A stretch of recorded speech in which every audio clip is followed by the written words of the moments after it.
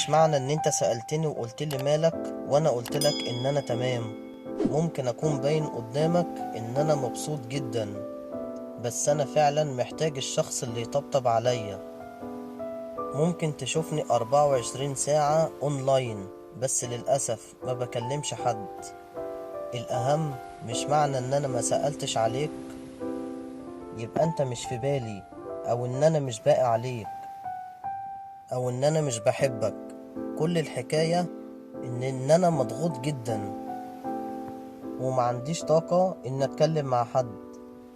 ببقى مستني حد هو اللي يكلمني، والله حد يطمن عليا ويسأل عني انت اخبارك ايه النهاردة. وحتى بعد ما اقوله ان انا كويس، هو هيبقى عارف ان انا مش كويس من جوايا. انا مدرك جدا ان هي فترة وهتعدي، وبإذن الله هكون احسن من الاول. اوعى تيجي على نفسك علشان خاطر حد. في الاخر كله بيفتكر الحلو وينسى الوحش.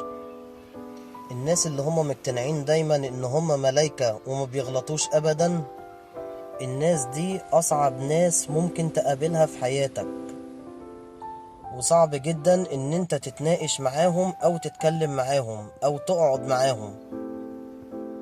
فعلشان تريح نفسك ما تعملش غير حاجة واحدة بس، تدعي لهم ان ربنا يهديهم.